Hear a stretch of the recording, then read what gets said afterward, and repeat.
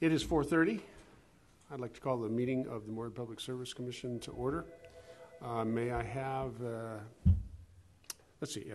motion to approve the agenda? I make a motion to approve the agenda. Second. I got a motion and a second. Any discussion? All in favor say aye. Aye. All opposed, same sign. Thank you very much. Motion is approved. Before I ask for a motion for the consent, I would like to, with your approval, remove item number 11 so that we may have a brief conversation at least about item number 11. Okay. I move to approve the consent agenda by removing item number 11 and removing. I have a motion and a second. Anything further from anyone regarding the consent? All in favor say aye. Aye. All opposed, same sign. Motion is approved. Item number 6, customers to be heard or recognitions. I don't see customers in the audience today. Any recognitions, Bill? Nope. Okay. Item number 7, old business. Do we have any old business to discuss this evening? I would like to make a few comments. I believe it's towards old business. Okay. I've had the opportunity to read several different emails from several different people regarding business-related activities from Moorhead Public Service. So, Chuck, maybe you can pass this on.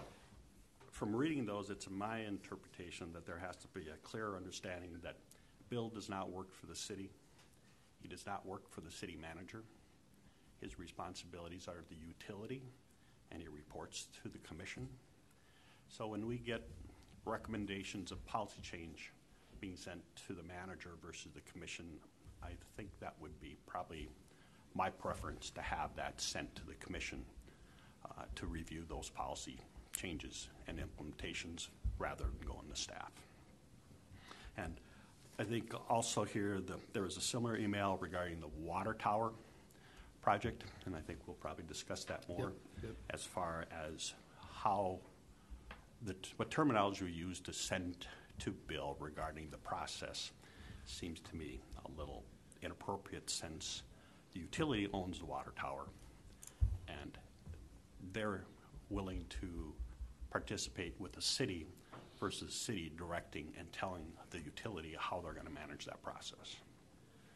So it's a little bit discouraging in my viewpoint of, I guess, looking at those emails and how they're written here for it. So if we would need to visit, I can be more specific here, but I think that needs to be clarified, if you would. Well, I think we can discuss that privately. From city employees, citizens? Both? Citizens and council. I mean, excuse me, staff and council. That's all I have. Okay. Your points are noted. Anything further under old business? All right, moving on then to item number 8, reports.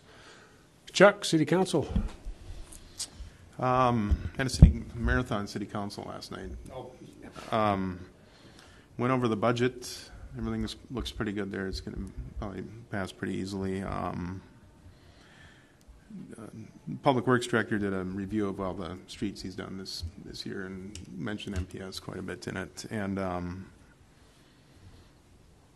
other than that, yeah, it was just basically budget and just a recap on the year. So, and then we're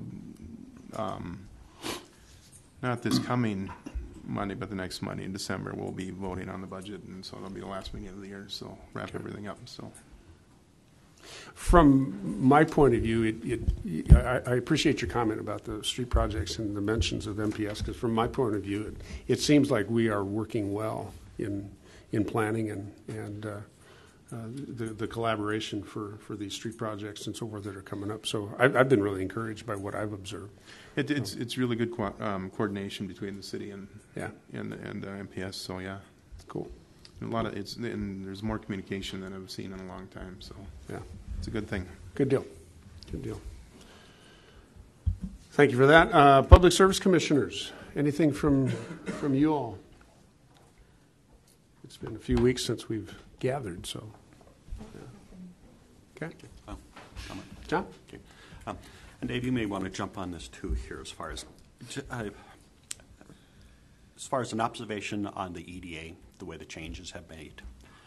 I'm a little concerned that we had a full-time EDA director and part-time help, and we have a downtown employee, and all those duties and responsibilities have been pushed to one person when there were several people involved.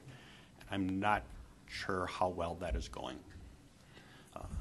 Not that there's cooperation or any of that sort, but just there's so much work to do and so much going on that I don't know if one person can handle all those responsibilities. And I don't know how to address that or what. It's just an observation, and I may be wrong here for it, but it's just something to be aware of here that to combine all those duties and responsibilities to one person seems to be a little bit overwhelming.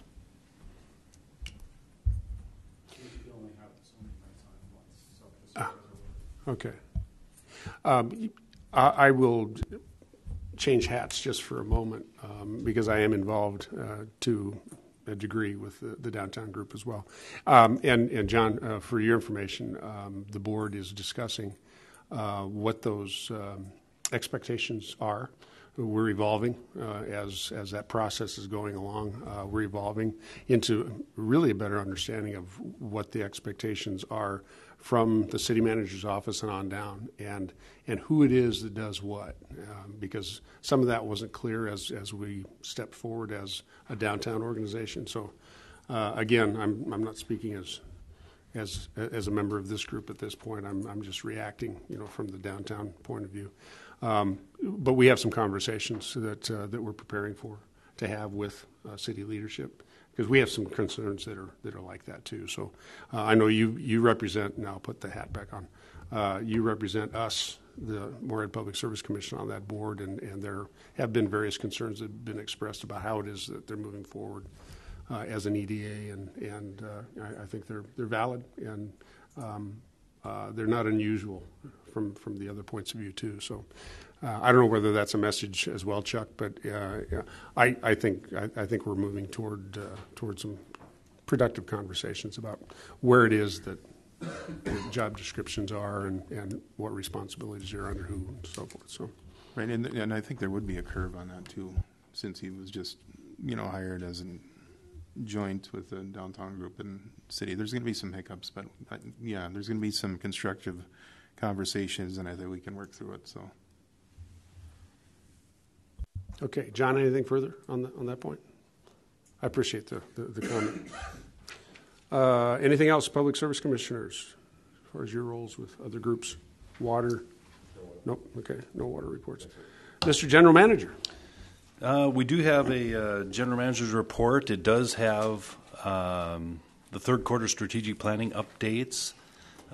You can take a look at those each quarter. What I do is I summarize all the activities of the quarter. All of my division managers provide me with memos of reports of what's happening, and then I summarize it. So it's actually a real good report to kind of take a look at.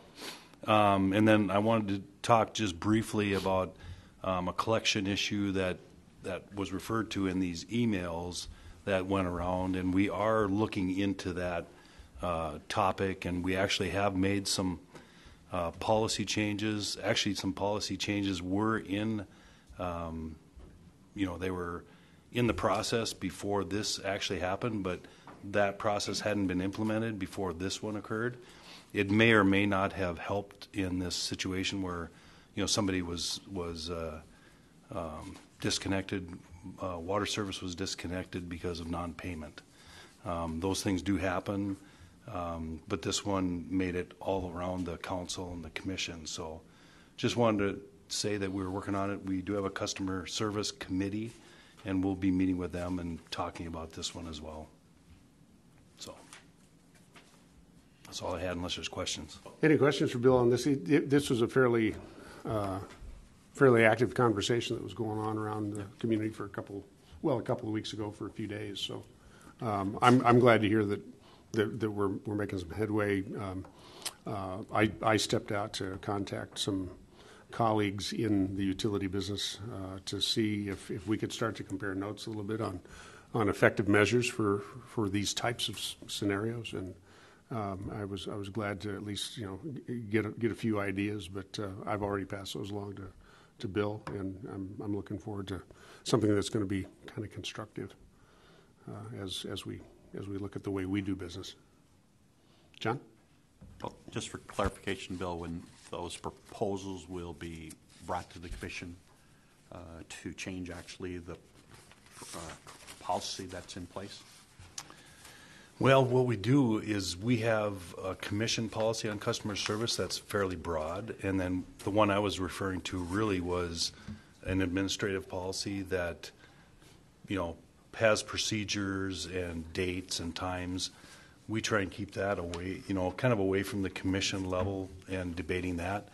You do get it on your Dropbox if you want to take a look at it, and we'll talk through the changes with the customer service committee.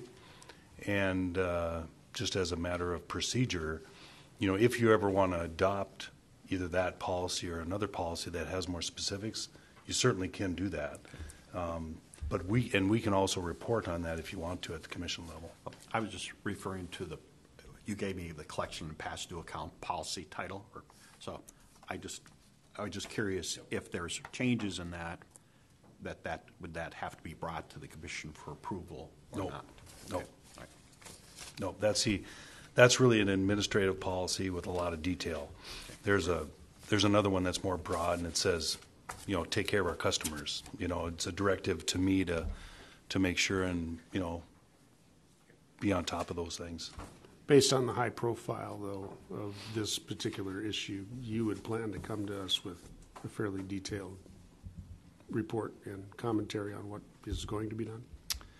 Yeah, and we can do that pretty much, at any time. I think the customer service committee should probably look at it first, and then we could, talk about what we need to bring to this level, just to be sensitive more to time than anything else. I think, at least, from my vantage point on that conversation a couple of weeks ago, it was high profile enough where the community is probably tuning in to see if we're talking about it today.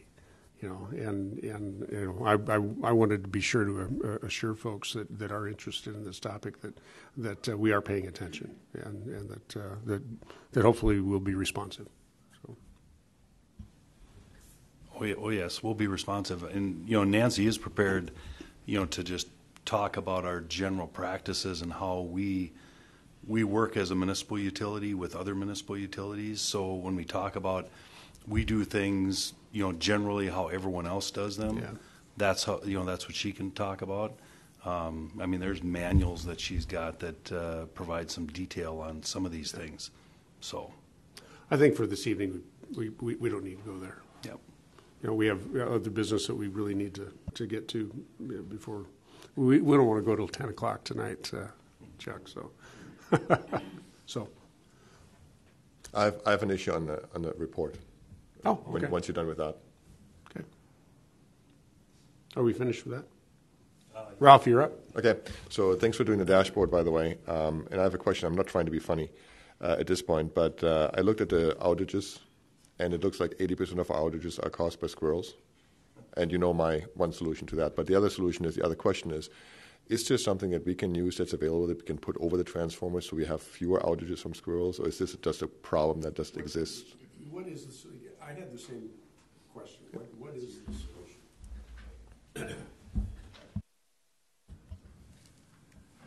They put a lot of people in the dark. We try not to do that. Joe Moore, Electric Operations Manager. We do have what we call transformer boots that have a long insulated tail that goes over the jumper up to it.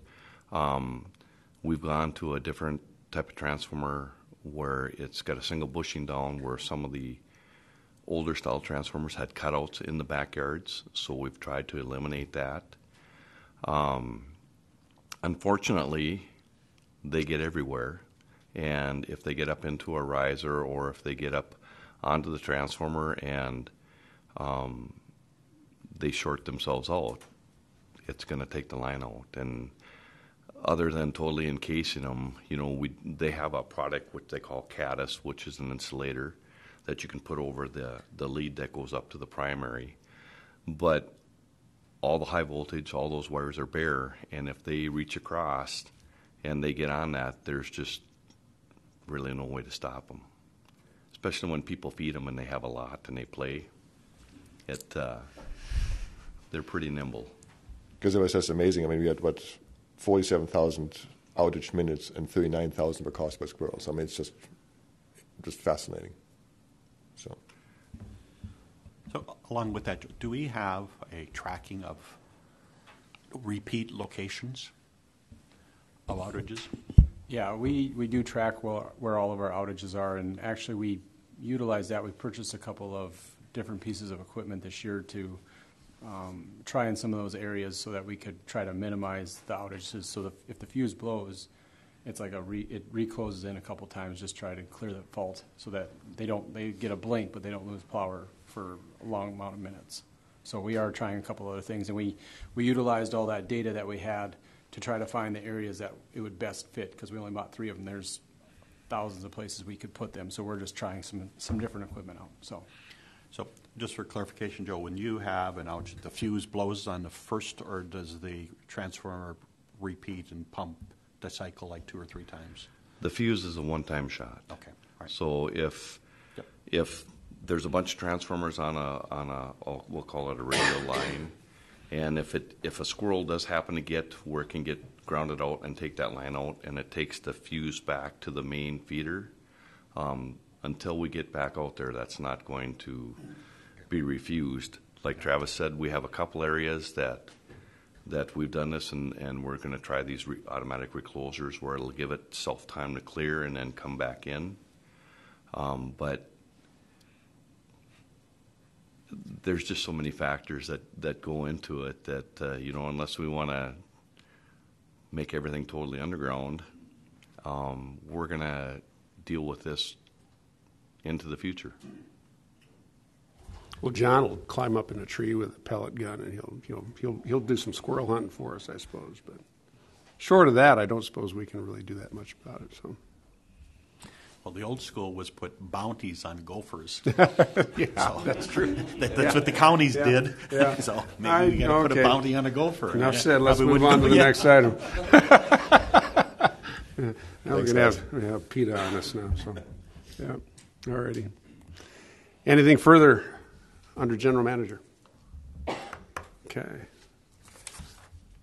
Moving on to item number 11, which we removed from consent to approve water tower art agreements with the City of Moorhead for the I-94 water tower and the South Side water tower. Bill, why don't I turn this one over to you first, and let's see what we can do to get beyond this evening.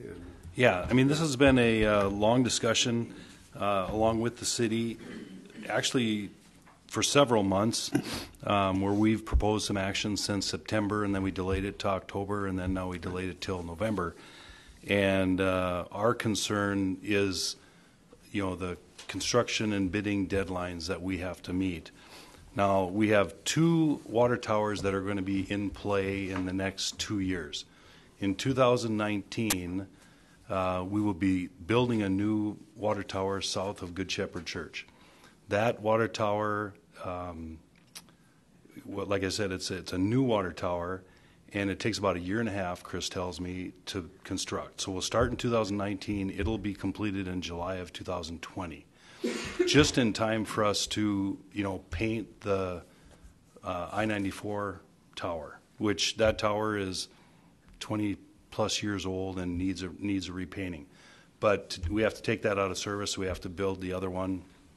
And that's one of the purposes, but the other purpose is growth in Moorhead. So we're doing 2 water towers, and the city has been interested in especially the I-94 tower. For a marketing standpoint, that one, Bush Ag, Alan Slater from Bush Agricultural Resources said that 14 million cars drive by that site per year. So it is a site that you want to pay attention to, you want to do a good job on, and the city has a real strong interest in marketing that one. What we've got on the agenda this evening is 2 agreements. And those agreements basically give a deadline for when we need the design so that we can hand that off to the engineers in order to get it in the construction specifications. And those we've pushed back several times to where now those are critical dates. The date on the south side tower is March 31st. The date on the I-94 tower, where we need the design, is September 1st. And just learned that the city doesn't have as much interest on the south side water tower. So one of the proposals actually that I was thinking about this evening that we would make is we have a little bit more time on the I-94 tower, so we basically table that action until December 18th, so the next meeting. So that takes a lot of the pressure off on the critical tower that of the 2 that we're talking about. And then the other south side tower, the city is okay with us taking the lead on that tower. And that process would be very similar to the one we did with Oakport Water Tower and the Woodlawn Water Tower. And basically our September 18th commission meeting agenda kind of outlined the direction that we were going to take on that one. So I think we should have action on that tonight. The action that we would propose then that you take, number one, table a portion of this, or just don't take action on the I-94 tower, and we'll delay that one. But on the south side tower, if you could approve basically what we recommended back on September 18th, we could move forward with the south side tower.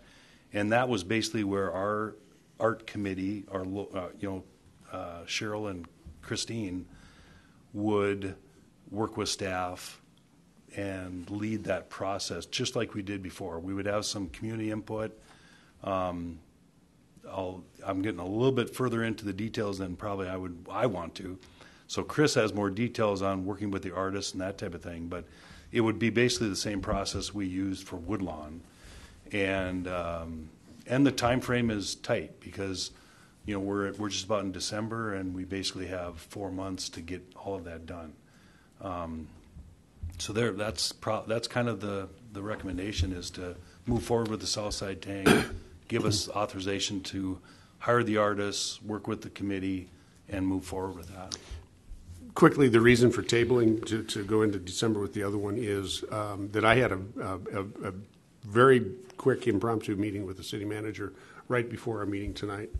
They do have some notes and some suggestions, not deep, serious suggestions for our agreement, but they do have some notes. But also, they are setting up a meeting for us to sit down and just talk about what their ideas are at this point and what the process is going to be going forward to develop a marketing scheme for that tower. And so it was my suggestion then that we split this, and that with the city manager's nod that we just hold off on the I-94 tower for a couple more weeks and go ahead and approve a process for the south tower. So that's why the tabling. So, Chuck. Thank you, Mr. Chairman. So the south side, you said it's going to kind of be like the Woodland. Is there going to be a couple council people on that committee, or was? Well, Chris, why don't you stop?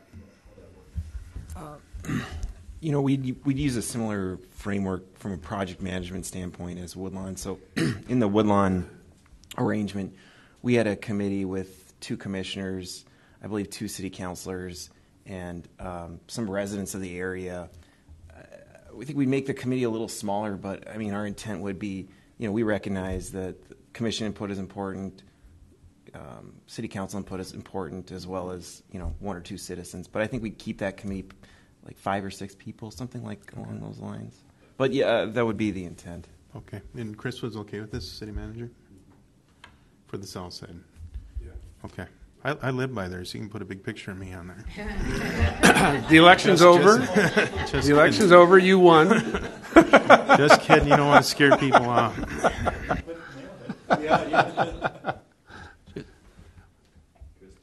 Just a brief background on the Southside Tower. We'll be talking in December about kind of the construction approach and what the tower is going to look like. It will, it will be a composite tower, so it'll look different than I-94 and Woodlawn. It'll look comparable to the St. Cloud Tower, although it'll be much smaller. We'll talk more about those details because once we approve, we're looking at the budget for 2019. We're looking at engineering services for that tower at the December 18th meeting. So we'll be talking more about that. There will be some changes to the appearance of the Southside Tower in comparison to our existing towers. So, and once we've had that meeting in December, that will be the last time we'll talk about water tower painting for 25 years. Is that about right? No. Unless we enjoy talking about water tower. I don't even have a comeback for that. So I would recommend, essentially the action that was recommended on September 18th, minus using Sue Leggett, who was referenced in that, agenda item. Other than that, I mean, it's about $6,000 to do the design and have the artists do a lot of that work, and then the staff would basically lead the process. So, and I think it'll be an exciting process. I think anytime you get an opportunity to do a community outreach on a major infrastructure project, I think that's a nice opportunity, a nice thing to do. And we did it with Woodlawn and we did it with Pickport, so we've got some experience with it now. Yeah. Any comments, further suggestions, folks? John? I would like to hear comments from our rep on this, as far as what have they had any meetings with the city, or have they had any input at all in this process? Because my understanding from the last time that we met as a group, that there was going to be a collaboration of people assigned from the city as well as our two reps, and we're going to work together, but nothing appears to have done. To my knowledge, no. No, I was on vacation last week, and I might have missed any. Sorry. To my knowledge, there has been no communication, and I'll just preface that by saying I was on vacation last week and may not have caught up with all my emails. I don't know if I missed any emails. Okay, all right, then no, there has been no communication. I mean, that communication was expected to be about the I-94 and the committee itself, and I thought we were kind of on hold because we were redoing a contract. But yes, no, there's been no forward progress along those lines. And then as far as the south side, I'm kind of going to look to Chris to maybe just lead us. I was not in on the very beginning of that committee. I came in after I had joined the commission. But I don't expect that to have any hiccups. That was a smooth process. I think the one suggestion I had was we had far too many people on that last committee, and just to keep it to a more manageable level. Duly noted, yeah. Yeah. Yeah. That was our intent. Yeah. But right, I have wondered myself, what is going on with the city, and I guess I am hoping that once we have some discussion about this contract, and there is an agreement there that it is going to move along as we're hoping. Are we talking about the contents of this contract? Which tower are you talking about, the 94? Now, right now, what I have in my packet is a contract that pertains to I-94 tower, and then a separate one that pertains to the south side. And from what I'm getting out of this discussion is that contract is maybe altered a little bit by the fact that we are not going to proceed on it the same way as we're doing with the I-94, meaning we're not having the city take the lead. Right. Okay, so that will have to be altered. One of you will have to let me in. Okay, it looks like 3 can be on at one time. Yeah, I mean, basically for the south side tower, no agreement's necessary, so we won't talk about an agreement at all. Okay. But there was a draft in the agenda item, but they were essentially the same. For I-94, that's what will be talked about in 2 weeks. In 2 weeks, And then okay. we'll bring it back to the commission on the 18th, hopefully all resolved and everything. But what I heard is that it's essentially what you're looking at there, which includes the art committee, of which 2 commissioners will be on that. Different art committee for the I-94 tower than the one for Southside. Right. It could be the same people from the commission, So. but it's going to be a different committee. My question, is, the more I sit on this, the more I sit on this commission, the more I realize there's a lot of discussions that go on, before we come and sit at the table here. So I'm curious to know, has there been additional discussion with Chris Volkers or any other city staff person to progress this contract? We have not gotten much feedback from the contract itself, and we've provided that to the city. We thought we might even get some conversation about that before this meeting, even today. But Dave talked with Chris, and she just gave it to him verbally. Probably the most interesting email back and forth between a bunch of people, probably the commission and the council, was basically where it's almost like, what's the process for the commission and the council to negotiate an agreement? And there was a difference of opinion on how I was thinking this should work and how Chris would like it to work. And really, if you look into detail on those 2 emails, it probably didn't matter which process you take, but you need to pick one and then go with it. And so I mean that's.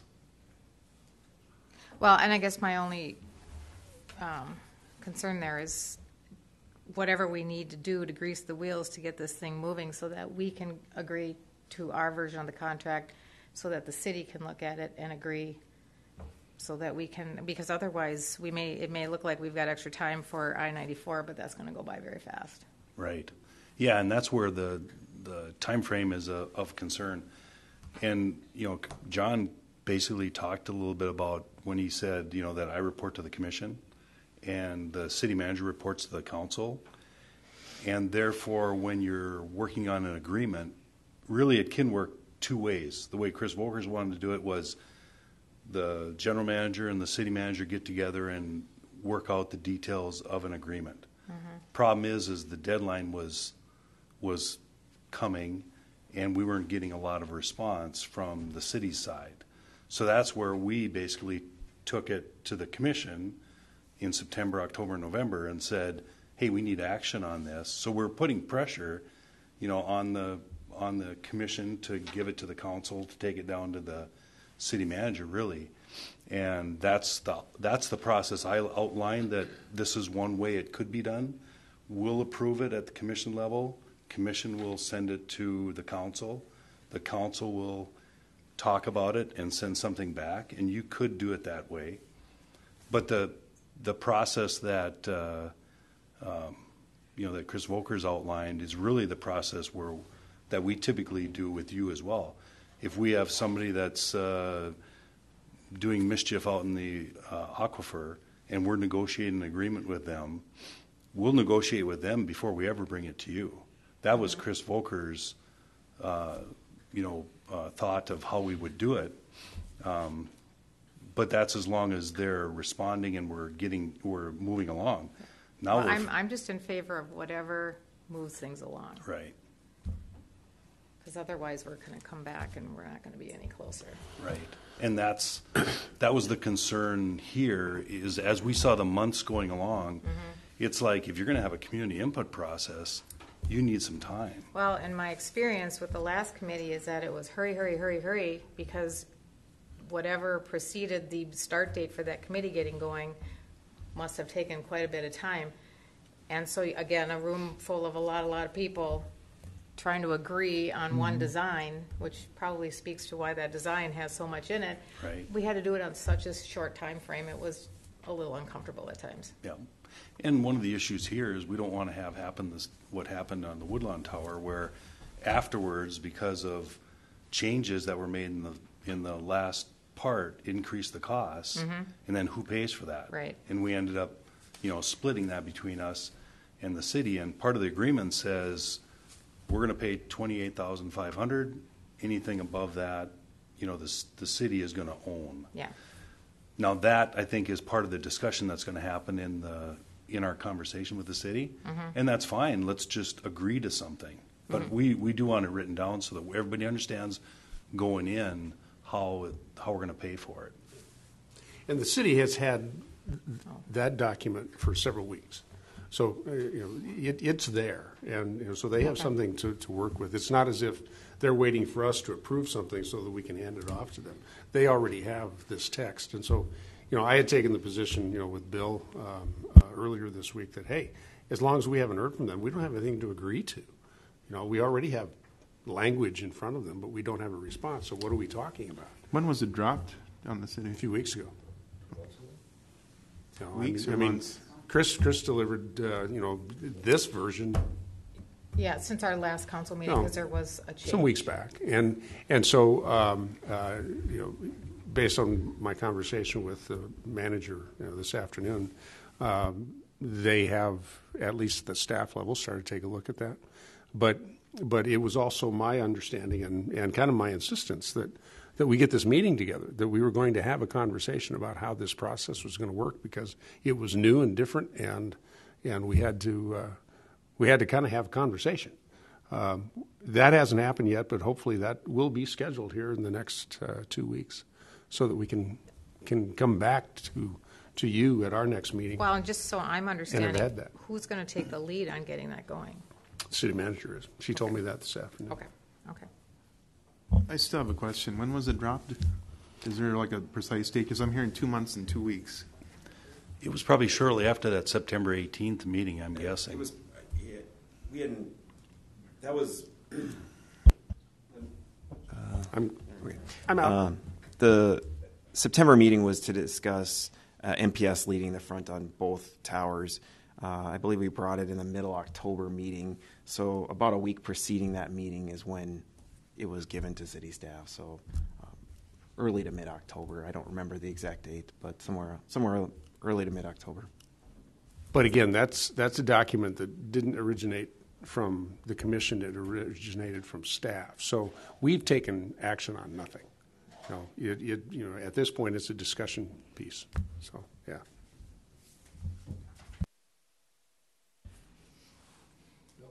So the action would be to have one of you make a motion to approve the September 18th. I'd be careful about that because we don't have that language in front of us. Otherwise, you just say follow the Woodlawn process, but we need an allocation of about $6,000 to hire the artists and start the whole process. And we can give you an update on that on December 18th, but we do want to get moving on it. Anyone have a comfort Chris. level in creating a motion? Oh, Chris? Just to be clear, we would hire the same artists, Stephen Dorsey, Jack Lundy, that worked on those towers. So what we'd ask for, as Bill mentioned, is $6,000 plus. I'd need some authorization to work with legal to get the contracts with those respective artists done, and then we may need some additional help. So the $6,000 is important to kind of help us get it pushed along. The chair's open to a motion. Oh, got a question. You know what? I just forgot it. What'd you forget, Jack? I'll come back. Okay. Well, we'll come back to you. Okay. With the Woodland, thank you, Mr. Chairman. With the Woodland water tower, that was approved by the council, right? So it would be the same process here, Tell me. I don't recall. or was it presented? So the council action was with respect to the overage on the budget. So basically, we had budgeted $20,000. Don't hold me to the exact number, but I believe we budgeted $20,000, and the committee came with artwork that cost $26,000. So it was agreed to split that difference. The council action was required because it was a budgetary adjustment of approximately $3,000. Okay, so I remember seeing that on the TVs, though, as the design, and we were, I can't remember if we had to approve it or we were just offering. You were approving the budget adjustment with respect to the design. So in essence, you did approve the design. I think my intent and what we would plan on doing is to bring it to the council as an informational piece, but that the two council representatives that would be appointed to the committee would be the ones to give input with respect to the design. For the south side or the 94? For the south side. Okay, so you're going to have two council representatives? Yes.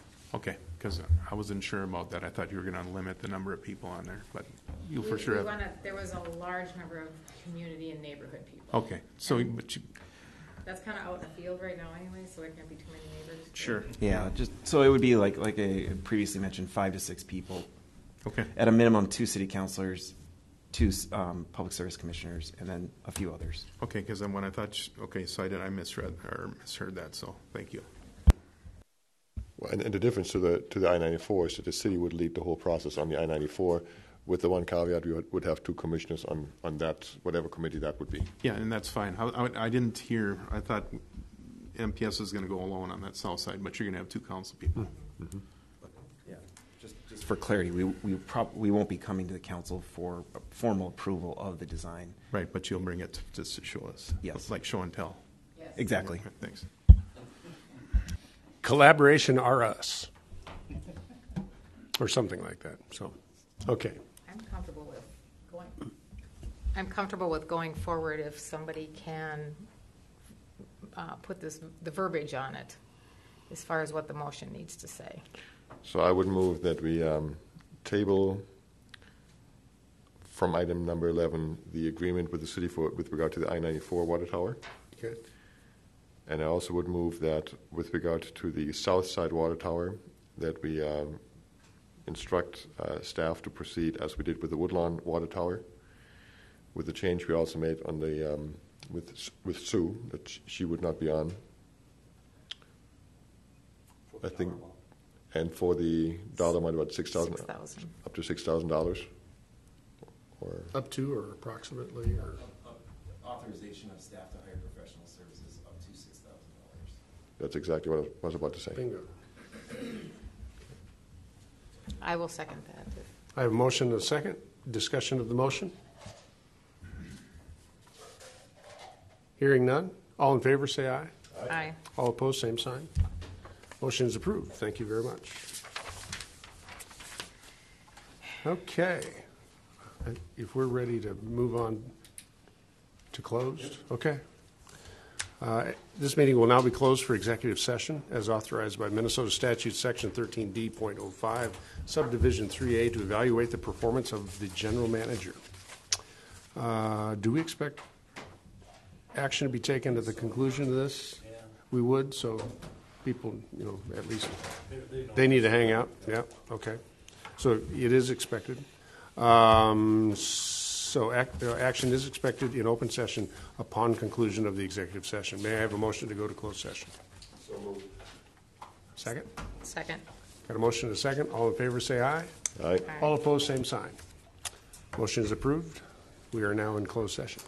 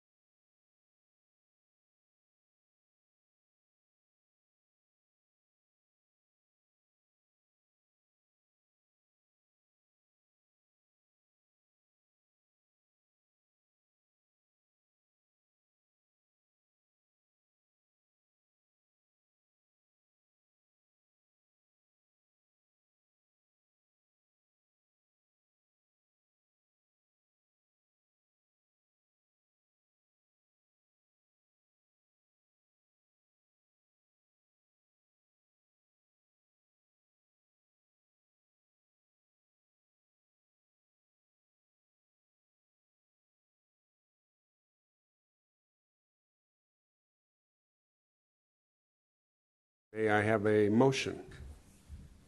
Yes, I move that we approve the general manager's compensation for 2018 and 2019 in accordance with MPS's compensation plan. We have a motion. Do I have a second? Second. Any discussion of the motion? All in favor say aye. Aye. Aye. All opposed, same sign. Motion is approved. I entertain a motion to adjourn. I move to adjourn. Second? All in favor say aye. Aye. All opposed, any opposed? Motion approved. Thank you very much. We are adjourned.